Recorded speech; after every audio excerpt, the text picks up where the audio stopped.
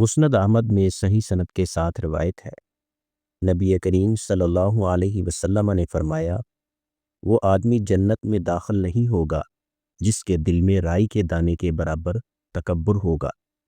اس حدیث کا مفہوم یہ ہے، اچھا لباس، اچھا مقام، نعمتیں تکبر نہیں ہے، بلکہ تکبر حق بات کو ٹھکرانا ہے اور لوگوں کو حقیر سمجھنا ہے۔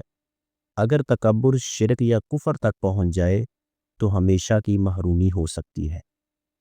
تکبر کیوں اتنا خطرناک ہے؟ یہ ابلیس کا پہلا گناہ تھا۔ تکبر انسان کو حق قبول کرنے سے روکتا ہے۔ تکبر انسان کو لوگوں پر ظلم پر آمادہ کرتا ہے۔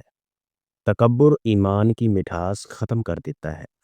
اللہ تکبر کرنے والے کو پسند نہیں کرتا۔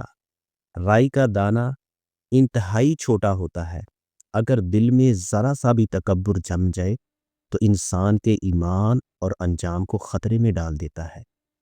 تکبر سے بچنے کے لیے انسان اپنی اصلیت یاد رکھے کہ میں مٹی اور حقیر پانی سے پیدا ہوا ہوں۔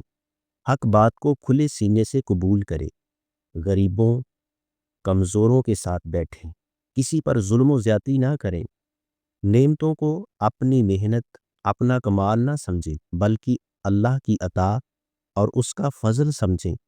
تکبر بیماری اور جہنم کا راستہ ہے، عاجزی انکساری جنت کا راستہ ہے۔